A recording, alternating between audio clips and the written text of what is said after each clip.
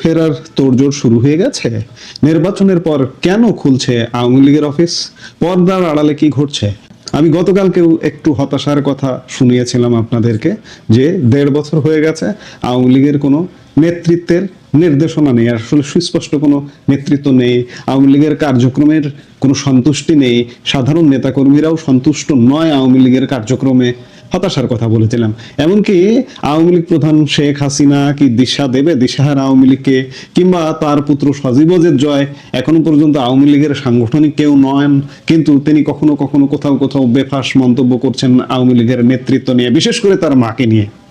তার মন্তব্যেও তার ইন্টারভিউ আরেকটু সংযত হওয়া আমরা প্রত্যাশা করি বাংলাদেশের ক্ষুদ্র নাগরিক হিসেবে।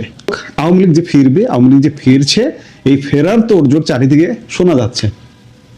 আমি ব্যক্তিগতভাবে অনেক জায়গায় খোঁজ নিয়েছি, বাংলাদেশের অনেক জেলায় যে আওয়ামী লীগ নেতা কর্মীরা পালিয়েছিলেন, যারা বিদেশেও যেতে পারেনি, হয়তো এক জেলা থেকে পঞ্চগড়ের মানুষ হয়তো সাতক্ষীরায় গিয়ে আছেন, কিংবা সাতক্ষীরার মানুষ ঠাকুরগাঁয়ে গিয়ে আছেন, তারা আস্তে আস্তে নিজ জেলায় বা নিজ উপজেলায় ফিরতে শুরু করেছেন, এটি আসার কথা। আর আপনারা কয়েকদিন যাবত তো দেখছেনই যে আওয়ামী লীগের কার্যালয় একের পর এক খুলছে, একদিকে খুলছে, আবার কিছু অনাকাঙ্ক্ষিত ঘটনাও ঘটছে। এগুলোই আসলে আওয়ামী লীগ ফেরার একটা বার্তা। হতাশার কিছু নেই, কারণ এই যে নতুন একটি সরকার গঠিত হলো, নির্বাচনটা একটা অবৈধ নির্বাচন। অবৈধ নির্বাচন এই অর্থে বাংলাদেশের রাজনীতিতে মূলত দুটি পক্ষ, একটি আওয়ামী লীগ, একটি বিএনপি। আওয়ামী লীগকে অবৈধভাবে নির্বাচন থেকে বাইরে রাখা হয়েছে, কাজেই স্বাভাবিকভাবে ক্ষমতায় কে যাবে? বিএনপি ফাঁকা ফিল্ডে গোল দেবে, ফাঁকা ফিল্ডে গোল দিয়েছে। আজকে ফাঁকা ফিল্ডে গোল দিয়ে তারেক রহমান ক্ষমতার যে মসনদটায় বসেছে, যে সিটটায় বসেছে, সেই সিটটা কিন্তু হট সিট, উত্তপ্ত সিট, জ্বলন্ত উনুনের সিট। আপনি যদি বলেন যে এই যে রুটি পরোটা ভাজে, এটাকে কি বলে? তাওয়া। তাওয়ার মধ্যে বসে আছেন তারেক রহমান। এই বসা কিন্তু আরামের বসা নয়, এই বসা কিন্তু পুড়ে যাওয়ার বসা। কয়েকদিন মাত্র শপথ হলো, দেখুন, অপেক্ষা করুন কি ঘটে। নানা কারণে, নানা সূচকে এই সরকার খুব বেশি দিন লাস্টিং করবে না। প্রাথমিক একটা জয় হয়েছে যে ইউনূসের মতো একটা দেশবিরোধী সরকার পতন হয়েছে, এই জন্য মানুষের মধ্যে একটা স্বস্তির নিঃশ্বাস। কিন্তু ইউনূস যে জ্বলন্ত উনুন করে দিয়ে গেছে বাংলাদেশকে, কিংবা ইউনূস যে সিটটায় বসেছেন, সেই সিটটায় আজকে তারেক রহমান বসছেন, হট সিট বানিয়ে দিয়ে গেছেন, এর উত্তাপ সহ্য করাই কঠিন হবে। আমি ধরে নিলাম যে তারেক রহমানের সদিচ্ছা থাকবে, তিনি সৎভাবে কাজ করবার চেষ্টা করবেন অতীতের কলঙ্ক মুছে দিয়ে, কিন্তু তারপরেও সিস্টেমের কারণে, প্রকৃতিগত কারণে তিনি ফেল করবেন। ফেল করবার জন্য প্রতি পদক্ষেপে ইউনূস গর্ত খুঁড়ে রেখে গেছেন। আর এই গর্তগুলোই আওয়ামী লীগের ফেরার জন্য, আওয়ামী লীগের সহ একটা আগামী নির্বাচন হওয়ার জন্য একটা প্রেক্ষাপট তৈরি হয়ে আছে বা হবে। ত্রয়োদশ জাতীয় সংসদ নির্বাচন শেষ হতে না হতে দেশের বিভিন্ন প্রান্ত থেকে আসছে চমকপ্রদ খবর যে আওয়ামী লীগ নিষিদ্ধ করা হয়েছিল, যাদের কেন্দ্রীয় কার্যালয় ছিল জনমানবহীন, তারাই কি তবে ফিরছে? পঞ্চগড় থেকে চাঁদপুর কিংবা ধানমন্ডি হঠাৎ কেন আওয়ামী লীগ কর্মীরা তালা খুলছেন কার্যালয়ের? এটা কি কোনো গোপন সমঝোতা, নাকি শেখ হাসিনার বিশেষ কোনো বার্তা? 2024 সালের আগস্টে তথাকথিত গণ অভ্যুত্থানের পর শেখ হাসিনা সরকারের পতন ঘটে। ইউনূসের নেতৃত্বে অন্তর্বর্তী সরকার ক্ষমতা গ্রহণের পর 2025 সালের মে মাসে আওয়ামী লীগ ও তার অঙ্গ সংগঠনগুলোর কর্মকাণ্ড নিষিদ্ধ ঘোষণা করে। প্রজ্ঞাপনে স্পষ্ট বলা ছিল, আন্তর্জাতিক অপরাধ ট্রাইব্যুনালে বিচার শেষ না হওয়া পর্যন্ত কোনো মিছিল, সভা বা প্রচারণা চালানো যাবে না। এই আন্তর্জাতিক অপরাধ ট্রাইব্যুনালটা কে বা কারা দখল করেছে? জামাত। এর বিচারক থেকে শুরু করে, এর প্রসিকিউটর থেকে শুরু করে প্রত্যেকে জামাতি। এরা এই যে আজকে যারা ট্রাইব্যুনালটা দখল করেছে, তারা মানবতা বিরোধী অপরাধ যে ছিল, জামাতের যে যুদ্ধাপরাধীদের বিচার ছিল, সেই বিচারে যুদ্ধাপরাধীদের পক্ষের আইনজীবী বা আইনি সহায়তাকারী কোনো না কোনো ভাবে যুক্ত ছিল। তারা 2024-এর ক্ষমতার পট পরিবর্তনের পর রাতারাতি আন্তর্জাতিক অপরাধ ট্রাইব্যুনাল দখল করে, এবং আন্তর্জাতিক অপরাধ ট্রাইব্যুনালটা হচ্ছে 1971 সালের মানবতা বিরোধী অপরাধীদের বিচার করবার জন্য। কিন্তু এই ট্রাইব্যুনালটাকে অধ্যাদেশের মাধ্যমে পরিবর্তন করে 2024-এর সন্ত্রাসী কর্মকাণ্ড, নিজেরা সন্ত্রাসী কর্মকাণ্ড করেছে ষড়যন্ত্রমূলকভাবে, সেই সরকারের উপর দায় চাপিয়ে দিয়েছে, দিয়ে একটা প্রহসনের নাটকীয় বিচার। আজকে এই জায়গা থেকে একটা কথা বলতে চাই যে এই যে একটা প্রহসনের বিচার হচ্ছে, জামাতের মতো জঙ্গি গোষ্ঠী রাষ্ট্রীয় ক্ষমতায় না আসাতে বাংলাদেশ তো বেঁচে গেছে, আরেকটি যে প্রহসনের বিচারে যাদের বিচার হচ্ছে তাদেরকে অন্যায়ভাবে এরা ফাঁসিতেও ঝুলিয়ে দিত এই জামাতিরা, সেটা থেকেও আল্লাহ, স্বয়ং আল্লাহ বাঁচিয়ে দিয়েছে। আসলে রাখে আল্লাহ, মারে কে? এই ট্রাইব্যুনালের ভবিষ্যৎ অন্ধকার, জামাতি ট্রাইব্যুনালের। আওয়ামী লীগ ক্ষমতায় আসা আগেই বিএনপি ক্ষমতায় এসছে, তো বিএনপি এই ট্রাইব্যুনালের ভবিষ্যৎ অন্ধকার করে দেবে জামাতিদের, কারণ বিএনপি জানে যে এরা কারা। 2026-এর ফেব্রুয়ারিতে এসে চিত্রটা বদলে যাচ্ছে। নির্বাচন কমিশন ত্রয়োদশ জাতীয় সংসদ নির্বাচনের তারিখ ঘোষণার পর থেকে আওয়ামী লীগের, তৃণমূলের কর্মীরা নুড়ে চড়ে বসেছে। যদিও তারা নির্বাচনে অংশ নিতে পারেনি, কিন্তু ভোট শেষ হতেই তারা আবার কার্যালয়মুখী হচ্ছে। আওয়ামী লীগের কেন্দ্রীয় যুগ্ম সাধারণ সম্পাদক আফম বাহাউদ্দিন নাসিম সম্প্রতি বিবিসি বাংলাকে একটি গুরুত্বপূর্ণ কথা বলেছেন। তার মতে কার্যালয়গুলো বাজেয়াপ্ত করা হয়নি, তাই সেখানে যাওয়ার কোনো আইনি বাধা নেই। নাসিম দাবি করছেন এখানে কোনো গোপন সমঝোতা নেই, এটি তৃণমূলের কর্মীদের স্বতঃস্ফূর্ত আবেগ। তিনি আশা করছেন নির্বাচিত সরকারের অধীনে পরিস্থিতি স্বাভাবিক হবে। ছাত্রলীগের একজন কর্মী রিহান সর্দার নামে একজন বিবিসি বাংলার সঙ্গে কথা বলেছেন। রিহান সর্দারের বক্তব্য এখানে অত্যন্ত তাৎপর্যপূর্ণ। তিনি দাবি করেছেন স্বয়ং শেখ হাসিনার কাছ থেকে তারা একটি বার্তা পেয়েছেন। বার্তাটি ছিল, সারা দেশে যারা যেখানে সম্ভব দলীয় কার্যালয়ে যান। দলীয় সূত্রগুলো বলছে শেখ হাসিনা বিভিন্ন অ্যাপ ব্যবহার করে নিয়মিত তৃণমূলের সাথে যোগাযোগ রাখছেন। এই যে বিচ্ছিন্নভাবে ঝটিকা মিছিল বা কার্যালয় পরিষ্কারের কাজ চলছে, এর সুতা কি তবে সরাসরি দিল্লি থেকে নাড়ানো হচ্ছে? এটি কি দলের অস্তিত্ব টিকিয়ে রাখার এক ধরনের মনস্তাত্ত্বিক লড়াই? সবচেয়ে আলোচিত ঘটনাটি ঘটেছে গত নির্বাচনের পরের দিন পঞ্চগড়ে। সেখানে বিএনপির সদর উপজেলা সভাপতির উপস্থিতিতে আওয়ামী লীগের কার্যালয় খোলা ভিডিও ভাইরাল হয়েছে। যদিও ওই বিএনপি নেতা পরে দাবি করেছেন তিনি জানতেন না এটি আওয়ামী লীগের অফিস, কিন্তু সাধারণ মানুষের মনে প্রশ্ন জেগেছে, তলে তলে কি কোনো সমঝোতা হচ্ছে? চাঁদপুর, ঠাকুরগাঁও, সাতক্ষীরা, বরগুনা এবং পটুয়াখালীর চিত্রও একই। কর্মীরা কার্যালয় পরিষ্কার করছেন, স্লোগান দিচ্ছেন, তবে মুদ্রার উল্টো পিঠও আছে। ময়মনসিংহের তারাকান্দায় কার্যালয় খোলার পরপরই বৈষম্য বিরোধী ছাত্র আন্দোলন ও এনসিপি কর্মীরা সেখানে পাল্টা হামলা চালিয়েছে, অর্থাৎ মাঠ পর্যায়ে উত্তেজনাও এখন তুঙ্গে। বিবিসি বাংলার প্রতিবেদনে একটি চাঞ্চল্যকর তথ্য উঠে এসেছে। নির্বাচনের আগে অনেক জায়গায় বিএনপি বা জামাতের প্রভাবশালী নেতারা আওয়ামী লীগের স্থানীয় নেতাদের সাথে যোগাযোগ করেছেন। ভোটের সমর্থন বা এলাকায় শান্ত রাখার স্বার্থে আওয়ামী লীগ নেতাদের আশ্বাস দেওয়া হয়েছিল যে নির্বাচনের পর তাদের কার্যালয় খুলতে বাধা দেওয়া হবে না। রাজনৈতিক বিশ্লেষকরা মনে করছেন নির্বাচিত সরকার আসার পর তারা চাইছে একটি স্থিতিশীল পরিবেশ, আর আওয়ামী লীগের মতো একটি বিশাল কর্মী বাহিনীকে সম্পূর্ণ বাইরে রেখে স্থিতিশীলতা বজায় রাখা কঠিন। এই ধারণা থেকেই হয়তো স্থানীয় পর্যায়ে কিছু শৈথিল্য দেখানো হচ্ছে। তবে এই আশ্বাস অনেক সময় দলীয় কোন্দলের কারণে টেকসই হচ্ছে না। বারবার একটা স্থিতিশীল দেশ, স্থিতিশীল সমাজ গড়বার একটা আলাপ হচ্ছে, কিন্তু সত্যিকার অর্থে আওয়ামী লীগের অর্ধেক মানুষকে বাদ রেখে স্থিতিশীল সমাজ গড়া কিভাবে সম্ভব?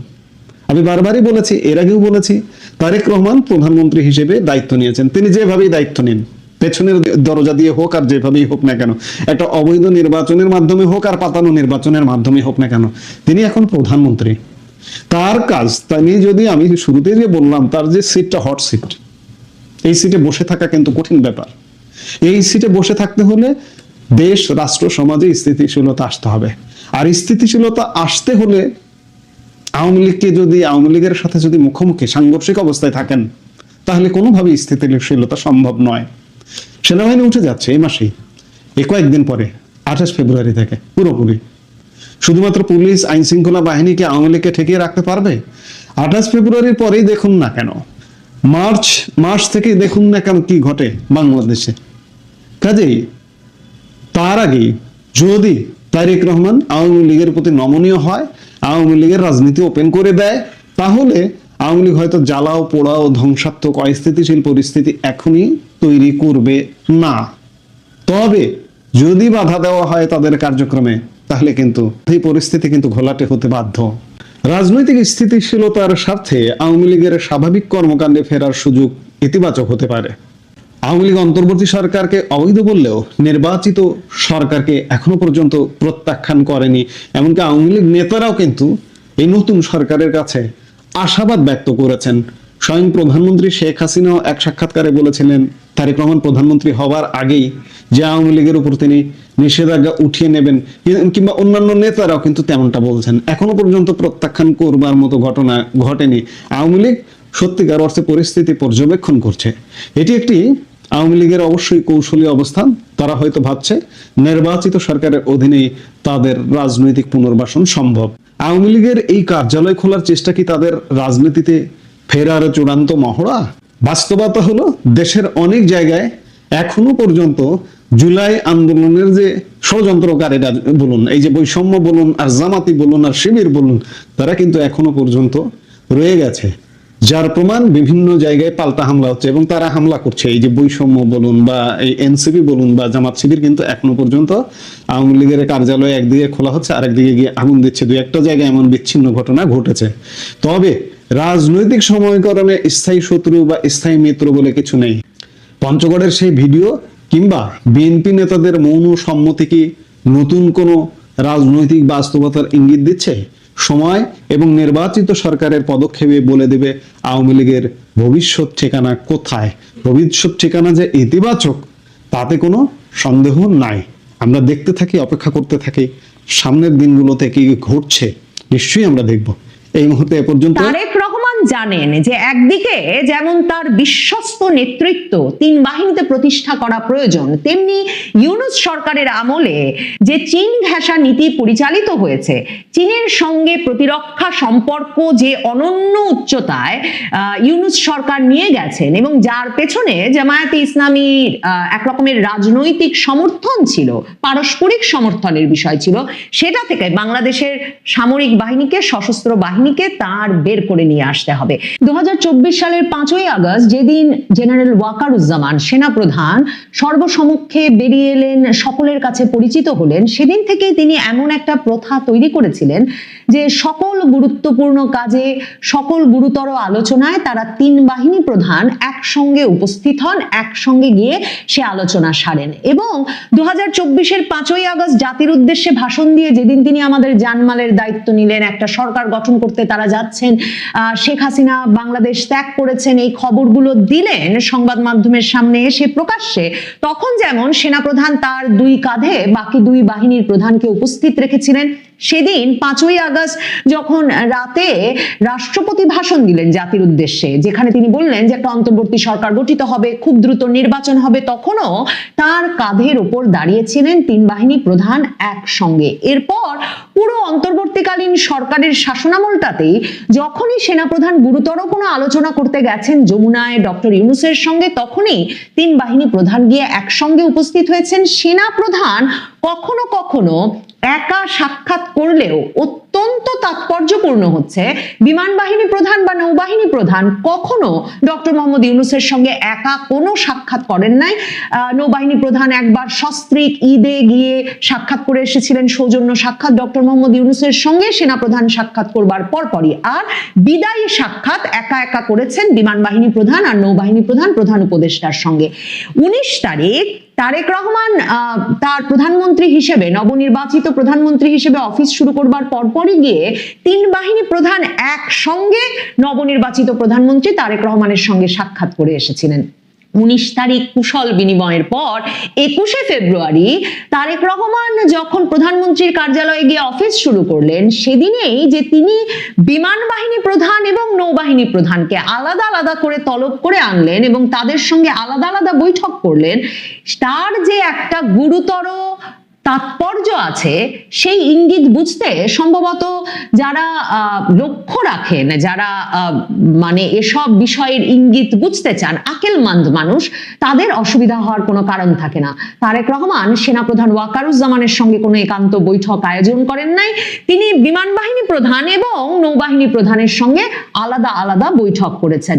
বিমান বাহিনী প্রধানের সঙ্গে এই সাক্ষাৎ শেষে বিমান বাহিনীর তরফে এবং প্রধানমন্ত্রীর দফতর থেকে বলা হয়েছে তারা পারস্পরিক পারস্পরিক কুশল বিনিময় করেছেন। মানে 19 তারিখ একবার কুশল বিনিময় হয়ে গেছে, এরপর আবারও 21 তারিখে এসে নাকি প্রধানমন্ত্রী আর বিমান বাহিনী প্রধান, প্রধানমন্ত্রী আর নৌবাহিনী প্রধান আলাদা আলাদা করে কুশল বিনিময় করেছেন। দেখেন, এই যে বাংলাদেশের সর্বাধিক আলোচিত, সর্বাধিক পরিচিত যে সেনাপ্রধান ওয়াকারুজ্জামান, তারেক রহমান যখন ক্ষমতা গ্রহণ করেছেন তখন বাংলাদেশের সেনাবাহিনীর ক্ষমতায় আছেন যিনি কিনা 18 মাস সময় ধরে বাংলাদেশে জামায়াতে ইসলামীকে রাজনৈতিকভাবে প্রতিষ্ঠিত করতে গুরুত্বপূর্ণ ভূমিকা রেখেছেন বলে পর্যবেক্ষকরা মনে করেন, যিনি আবার শেখ হাসিনার অত্যন্ত বিশ্বস্ত ঘনিষ্ঠ আত্মীয় বলে পরিচিত তো ছিলেনই।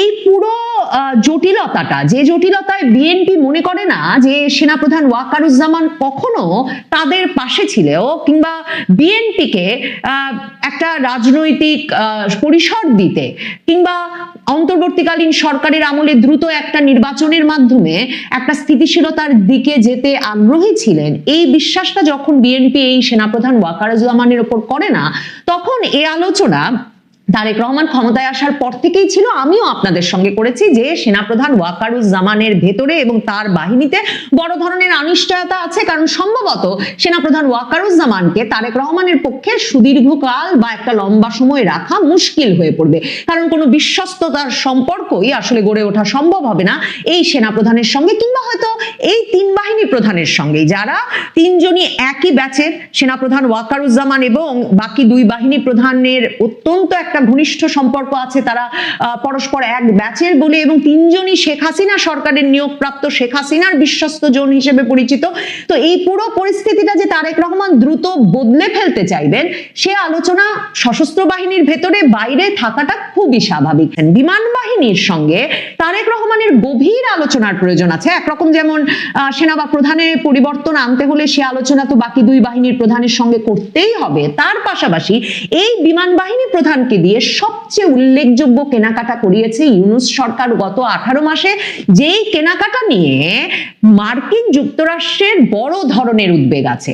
প্রেসিডেন্ট ট্রাম্প তারেক রহমানকে যে চিঠি লিখেছেন, তিনি ক্ষমতা গ্রহণের পরপরই অভিনন্দন জানিয়ে, সেখানে তিনি কোনো রাগঢাক করেন নাই। তিনি বলেছেন যে তারেক রহমান এবং বাংলাদেশকে, তারেক রহমান যে বাংলাদেশের নেতা, তারা ইন্দো প্যাসিফিক নিরাপত্তা অঞ্চলের গুরুত্বপূর্ণ অংশীদার বলে মনে করে, তার তিনি ভালো করে সেই দায়িত্ব তিনি পালন করবেন সে প্রত্যাশা করেন, এবং তিনি আশা করেন তারেক রহমান মার্কিন যুক্তরাষ্ট্রের সঙ্গে একটা প্রতিরক্ষা চুক্তি স্বাক্ষরের মাধ্যমে মার্কিন যুক্তরাষ্ট্র থেকে সামরিক ক্রয়, কেনাকাটা, প্রতিরক্ষা সরঞ্জামাদি কেনাকাটার বিষয়ে প্রতিশ্রুতিবদ্ধ হবেন, কারণ মার্কিন যুক্তরাষ্ট্রের পণ্যই সেরা পণ্য।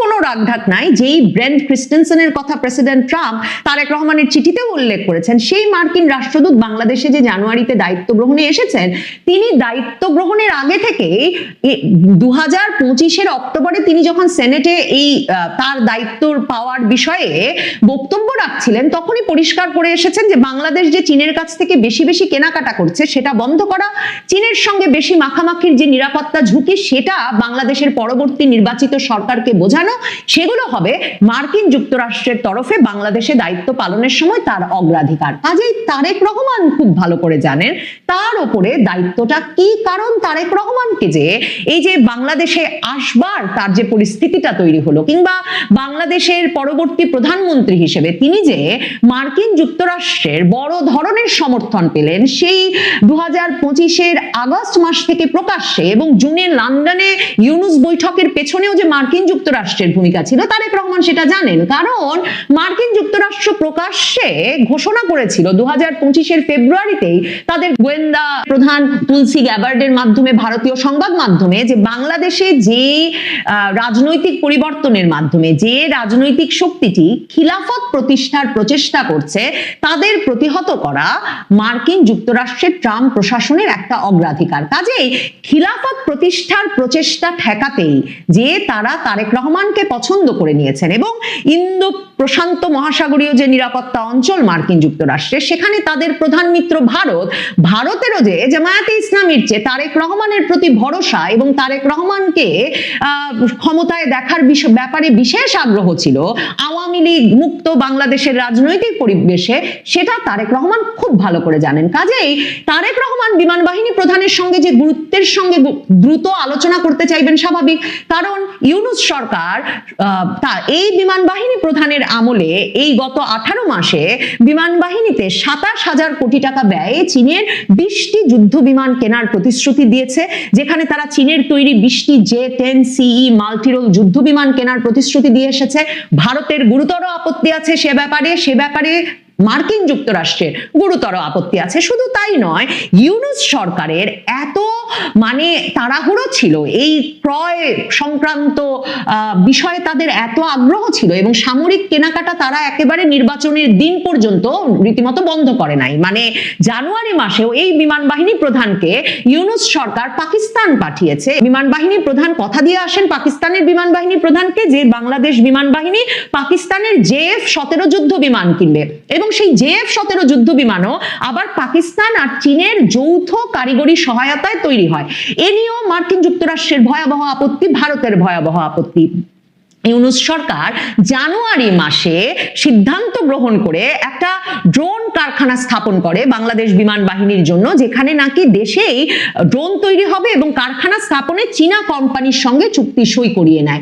এটা নিয়েও মার্কিন যুক্তরাষ্ট্র, ভারত অসন্তুষ্ট। তারেক রহমান নিশ্চিতভাবে বিমান বাহিনী প্রধানের সঙ্গে আলাপের মাধ্যমে জানতে চাইবেন এর কোন কোন ভুল সংশোধন করে নেওয়া সম্ভব।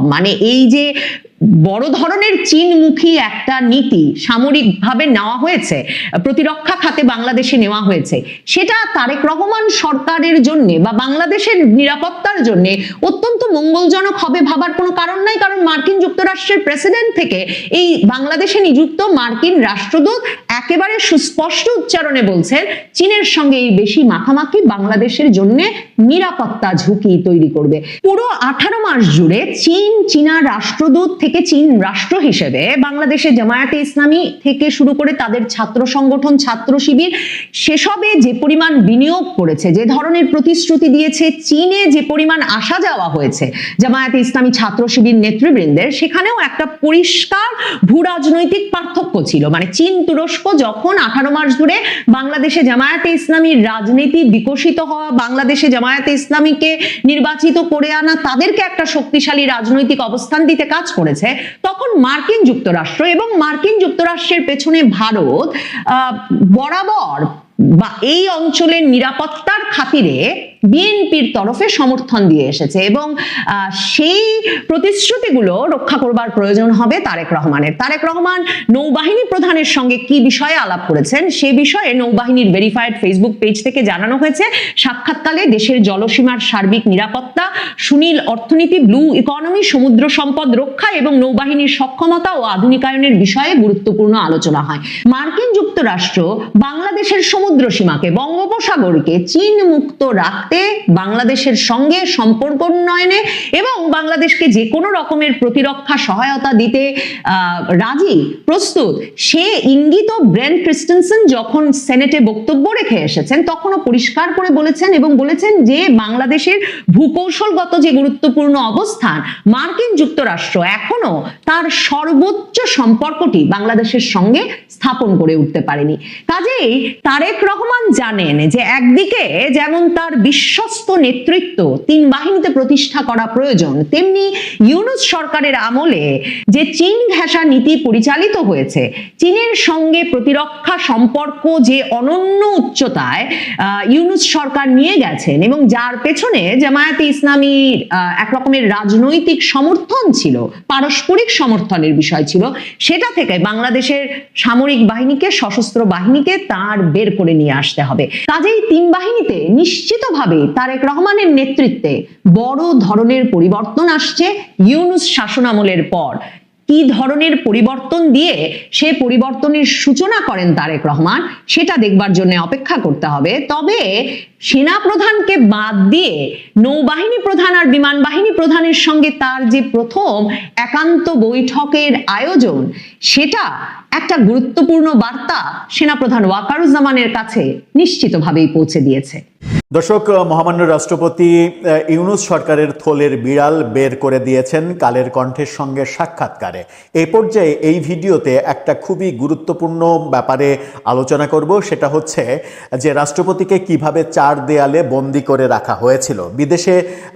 বিদেশি আমিরদের আমন্ত্রণে তাকে তো যেতে দেওয়া হয়নি, সেই কথা আর একটা ভিডিওতে বলেছি। এই ভিডিওতে বলবো যে দেশের অভ্যন্তরেও তাকে ওই বঙ্গভবনের বাইরে আসতে দেয়া হয়নি। তার উপরে মব তৈরি করার চেষ্টা তো হয়েছেই, তাকে ওই চার দেয়ালের বাইরে বের হতে দেয়া হয়নি, রাষ্ট্রীয় কোনো আয়োজনে অংশগ্রহণ করতে দেয়া হয়নি, এবং রাষ্ট্রপতির যে প্রেস উইং, সেই প্রেস উইং তুলে নিয়েছে প্রধান উপদেষ্টার প্রেস উইং।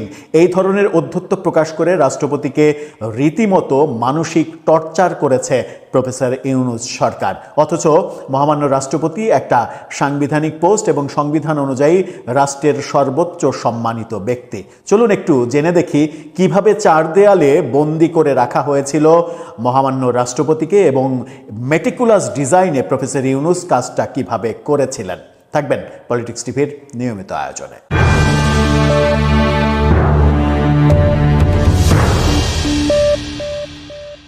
দর্শক, বলছিলাম মহামান্য রাষ্ট্রপতিকে চার দেয়ালে বন্দি করে রাখার কথা কালের কণ্ঠকে বলেছেন মহামান্য রাষ্ট্রপতি ইউনূস সরকার। তাকে চার দেয়ালে বন্দি করে রেখেছিল, এবং মহামান্য রাষ্ট্রপতি বলেছেন যে পাবলিক বিশ্ববিদ্যালয় এমনকি বেসরকারি বিশ্ববিদ্যালয়ের সমাবর্তনগুলোতে রেওয়াজ অনুযায়ী এবং বিশ্ববিদ্যালয়ের চ্যান্সেলর হিসেবে মহামান্য রাষ্ট্রপতির যাওয়ার কথা, কিন্তু একটি অনুষ্ঠানেও আমাকে যেতে দেয়া হয়নি। একেবারে স্পষ্ট বলেছেন, তিনি বলেছেন যে আমাকে সার্বক্ষণিকভাবে চার দেয়ালের মধ্যে বন্দি করে রাখা হয়েছে। এই মানে বিদেশে তো যেতে দেয়া হয়নি, দেশের মধ্যেও বিভিন্ন অনুষ্ঠানে তাকে যেতে দেয়া হয়নি। সেনানিবাসের বিভিন্ন পর্যায়ের অনুষ্ঠানে রাষ্ট্রপতির যাওয়ার রেওয়াজ রয়েছে, সেখানে প্রায় ম্যাক্সিমাম অনুষ্ঠানেই তাকে যেতে দেয়া হয়নি। কুচকাওয়াজে যেন রাষ্ট্রপতি উপস্থিত থাকতে না পারেন, সেই কারণে বিজয় দিবসের কুচকাওয়াজ পর্যন্ত বন্ধ করে দেয়া হয়েছে। জাতীয় দিবসে, বিভিন্ন জাতীয় দিবসে রাষ্ট্রপতির বাণী, প্রধানমন্ত্রীর বাণী এবং রাষ্ট্রপতির বাণী প্রকাশিত হয়, রাষ্ট্রের তরফ থেকে সেটা হয়। কিন্তু প্রফেসর ইউনূস সরকারের আমলে যতগুলো রাষ্ট্রীয় জাতীয় দিবস গিয়েছে, যেমন আপনি ধরেন যে 24 সালের ডিসেম্বরের 16 ডিসেম্বর বিজয় দিবস, এরপরে 25 সালের 21শে ফেব্রুয়ারি, 26শে মার্চ, 25 সালের 16ই ডিসেম্বর, এই চারটি জাতীয় দিবস গিয়েছে। এছাড়া ঈদ গিয়েছে, 2-3টা ঈদ গিয়েছে। কোনো অকেশনেই রাষ্ট্রপতির বাণী কোনো পত্রিকায় ছাপানো হয়নি। রাষ্ট্রপতির বাণীবিহীন কাজ সেরে নেওয়া হয়েছে, এই মহা অভিযোগটা রাষ্ট্রপতি করেছেন, এবং তিনি বলেছেন যে প্রফেসর ইউনূস এভাবেই রাষ্ট্রপতিকে সংবিধানের বাইরে রেখে সংবিধানের বাইরে সব কিছু করার চেষ্টা করেছেন। এবং তিনি বলেছেন যে এই কাজটা প্রফেসর ইউনূস যখন করেছেন এবং আমাকে সরিয়ে দেওয়ার চেষ্টা যখন করেছেন, তখন বিএনপির দলীয় দৃঢ় অবস্থান যে তারা সংবিধানের বাইরে কোনো কিছু হতে দেবে না, এবং 3 বাহিনী প্রধানের দৃঢ় অবস্থান যে সংবিধান বহির্ভূত কোনো কিছু হতে দেবে না, এই কারণেই মূলত আমাকে সরিয়ে দেওয়ার যে প্ল্যান, সেই প্ল্যান তারা বাস্তবায়ন করতে পারেননি।